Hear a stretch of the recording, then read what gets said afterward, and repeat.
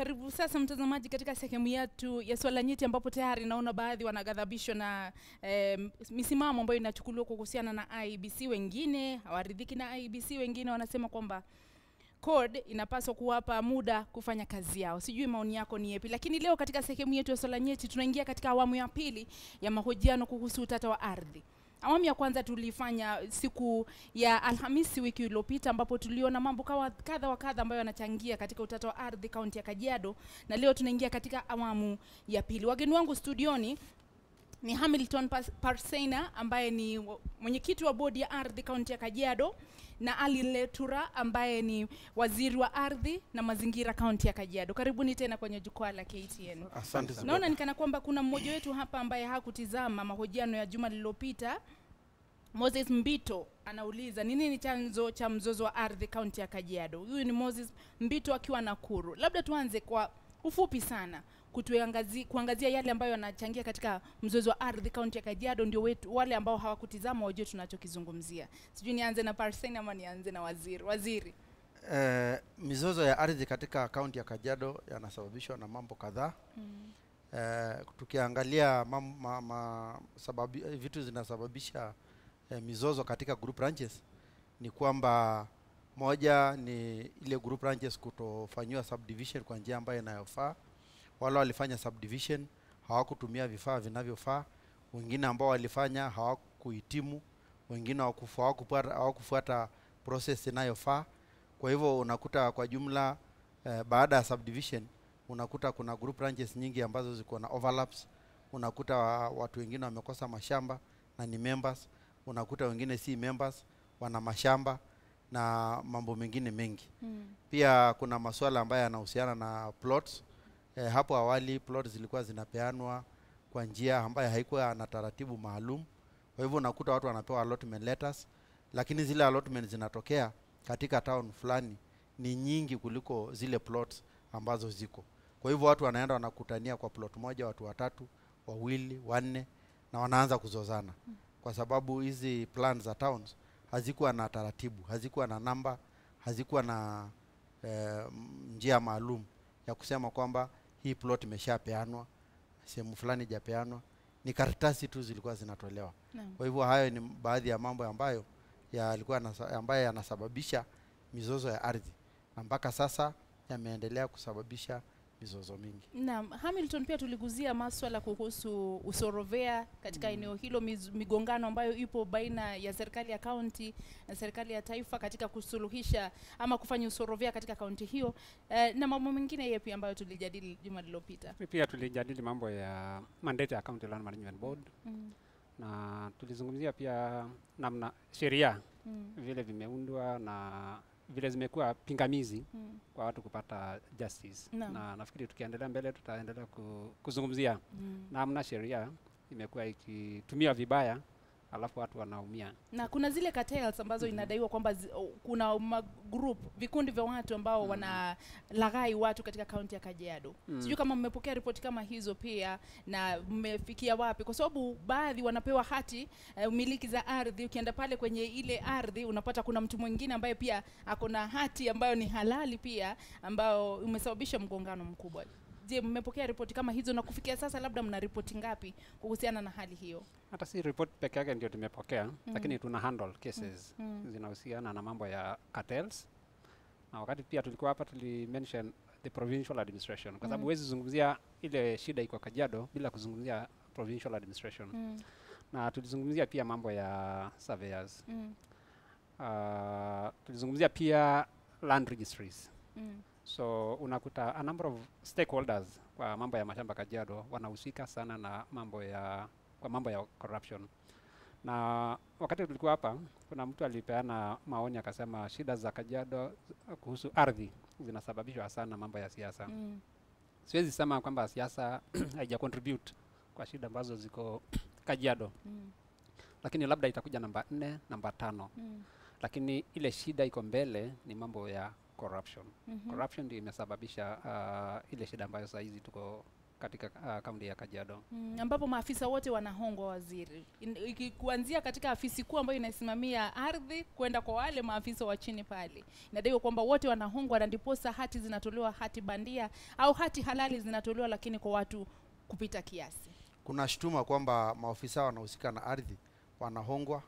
Kuna baadhi ya maofisa ambao wako na kesi kotini. Kuna wengine wamesimamishwa kazi. Kuna mambo mengi ambayo yanahusiana na mambo ya hongo. Pia kuhusiana na wasorovea, unakuta kwamba wao wasorovea unakuta wanapeana namba mara mbili. Kwa hivyo kwa sasa unakuta kuna hati miliki ambazo zina share namba. Na hiyo ni shida ya masorovea. Masorovea pia wanapeana namba bila kuhusisha planners. Katika Physical Planning Act, katika kugawa ardhi huwa kabla hujapeana namba lazima planners wapeane approval, waseme kwamba sehemu fulani ni sawa kugawa, sehemu fulani si sawa. Lakini masorovea Kajiado wao wanaenda wanagawa, wanapeana namba bila kuhusisha physical planners. Kwa hivyo hiyo yote ni shida ambayo inachangia mizozo katika ardhi ya Kajiado. Na mtazamaji, tunapeana tu kwa muktasari yale ambayo tuliyajadili juma lililopita, kwa sababu leo tunataka kuingilia sasa mizozo kuhusu ranchi au mashamba ya kufugia mifugo katika kaunti ya Kajiado. Ni muktasari tu, umetueleza ni mambo manne kama matano ambayo yanasababisha. La kwanza ni ufisadi, la pili kuna mambo ya ufisadi, na kuna ignorance ya Wamasai wao wenyewe juu ya kutosoma, so ni rahisi kuwadanganya. Kuna proximity to Nairobi, so kuna pressure mingi ya watu kutaka mashamba wapi? Kajiado. Tumesema pia kuna mambo ya sheria ambazo wacha nizungumzie mambo ya sheria. Na tumekuwa na sheria ya inahusu mambo ya mashamba tangu tupate independence, hata labda before. Lakini unakuta saa zingine wale watu wanatunga sheria, wanatunga in such a way kwamba badala ya kusaidia watu inaumiza watu. Mfano, kulikuwa na sheria ambayo ilikuwa inasema kwamba first registration cannot be challenged. Kwamba ukiwa wewe ndio mtu wa kwanza kupewa title deed ya shamba fulani, it doesn't matter vile umepata, kama ni corruption, kama ulipata irregularly, it doesn't. There was such a law. Na sheria kama hiyo ilifanya a lot of injustices kwa watu. Saizi tukikapa kuna sheria tunatarajia ipitishwe parliament, inaitwa Community Land Bill. Community Land Bill ingepitishwa wakati moja, na kuna number of acts zilipitishwa in parliament, kama kuna Land Registration Act, kuna Land Act, kuna National Land Commission Act. Zote ni za 2012. Swali ambalo watu wangependa kujiuliza ni kwamba kwa nini Community Land Bill haikupitishwa in 2012 mpaka saizi bado haijapitishwa? Ni kwa sababu gani? Ni kwa sababu ya interest. Hizi mashamba zote zimekuwa grabbed. Zile zilikuwa zimebaki ni hizi mashamba za community. Hawataki kupitisha mpaka wapate nini? Kugrab. Ndio by the time unakuja kupitisha hii bill imekuwa overtaken by event. Na ndivyo saizi unaona ukiangalia Turkana, there is a lot of rush juu ya hii mambo ya oil. They want to do a lot of grabbing in Turkana because of that. Ndio baadaye mkija kupitisha hii mambo ya community land bill iwe sheria, already imekuwa overtaken by event.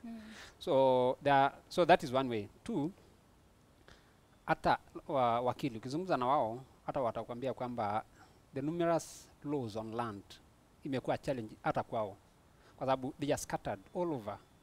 So hizi laws zingekuwa consolidated, it will help people to understand, particularly lay people. Lakini unakuta kwamba there are over 6 different acts, zote zinahusu mambo ya ardhi. So sheria ni moja ya hizo challenges ambazo imechangia kwa hii mambo ya shida ambayo tunaona hapo kaunti ya Kajiado. Na kwa hivyo kuna watu na mnaona waziri kuna pia shida ingine inatokea kwa land control boards, kwa sababu wale ambao wanakaa kwenye hizo land control boards wengine hawajasoma. Kwa hivyo zile vitu ambazo zinapitishwa hapo hawaelewi. Alafu pia unakuta hiyo land control board inakuwa ndiwe kama ni mtu mmoja anasimamia kila kitu. Kwa sababu chairman wa hizi land control board ni ma-DC. Sasa ma-DC wana overrun everybody. Wanakuwa ni kama wao ndio wanasema kila kitu ili itapita. Unakuta kwamba hata saa hizi ukienda kuuliza wapi minutes ya mkutano uliopita, hakuna minutes, kwa sababu vitu vimekuwa vikifanyika kiholela holela. Ukienda unaangalia, unakuta unapewa record ya kusema katika mkutano moja watu walipitisha mashamba zaidi ya 100 kuuzwa. Ukijaribu kwenda kuassess na kuestimate ile muda ambayo mtu mmoja ama family moja ingekaa kwa board isikizwe ili waruhusiwe labda kuuza kipande cha ardhi, unakuta kwamba hakuna uwezekano wa kupitisha mashamba hata zaidi ya 30 kwa siku. Lakini wanapitisha zaidi ya 100. Unakuta kwamba Land Control Board inamaanisha control, inamaanisha kujaribu kuzuia ama kuweka mikakati fulani. Lakini pale hakuna control. Saizi kuna families ambazo hazina ardhi. Hizo Land Control Boards wamepitisha ardhi ya family zote zinauzwa. Sasa watoto wanakuwa wanajikuta hawana ardhi na hawajui vile hiyo ardhi iliuzwa. Kina mama hawajui vile hiyo ardhi iliuzwa. Kwa hivyo saizi kuna mzozo, kwa sababu huwezi kuja kutolewa kwa ardhi na hauna mahali unaenda na hujui vile hiyo ardhi iliuzwa. Kwa hivyo hiyo pia ni tatizo kubwa sana ambalo serikali lazima itilie maanani, kwa sababu bila kutilia hiyo maanani bado kuna mizozo mingi itatokea. Naam, Hamilton, naona sasa hata mada inachukua mkondo mwingine, kwa sababu umetueleza wewe unaona ufisadi ndio umechangia pakubwa katika ile mizozo. Lakini kinachojitokeza ni ukosefu wa nia kutoka kwa wanasiasa, kwa sababu inaleta ile dhana ambayo imekuwepo kwamba wanasiasa hawataki kusuluhisha masuala kuhusu ardhi kwa sababu wanatumia ardhi kama chambo cha kisiasa. Sijui kama ndivyo ilivyo hali katika kaunti ya Kajiado, kwa sababu mara nyingi unaona wanasiasa wakija kutafuta kura wanasema tutasuluhisha mambo ya ardhi, lakini zaidi ya miaka 50 baadaye bado tunazungumza kuhusu hii mizozo. Mimi naweza sema kwamba siasa, kama kuna masuala ambayo ni ya siasa, kama vile chairman amesema, labda ni namba 4, namba 3. Kwa sababu wanasiasa wengi labda wanahusika bila mpango, by default. Sio wanapanga, lakini wanajistukia kwamba mambo yamefanyika, hata wao hawaelewi, wao wenyewe hawajajua vile hizi Land Control Board zimepitisha vitu. Kwa hivyo inakuwa wanakuwa na ugumu wa kuingilia haya mambo kwa sababu hawajaelewa yalitendeka namna gani. Lakini viongozi si ndio wanahusika pakubwa katika kuhakikisha kwamba sheria zinapitishwa ambazo ni muhimu za kusuluhisha mizozo kuhusu ardhi.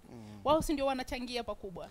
Na wao ndio wanausemi katika uteuzi wa ni nani ataketi katika hizi bodi, nani atasimamia, nani ataongoza. Wao ndio huchangia katika kila kitu ambacho kinaamuliwa. Na unapotueleza kwamba sheria kuhusu ardhi ya umma bado haipo, unaona hilo ni tatizo la nani? Haiwezi kuwa ni wale wananchi wa kule chini, kule mashinani. Wao wanabaki, wao ndio wanapigana, lakini mwenye suluhu anajulikana ni nani? Unajua beside kile unasema juu ya ni wao ndio wanatunga sheria, wao ndio wanaweka watu kwa ofisi. Kitu kingine ambacho wanasiasa wanahusika Kajiado ni kwamba unakuta kwamba saizi tutazungumzia mambo ya group ranches. Na unakuta saa zingine officials wao group ranches saa zingine wana sponsor candidates wakati wa elections. So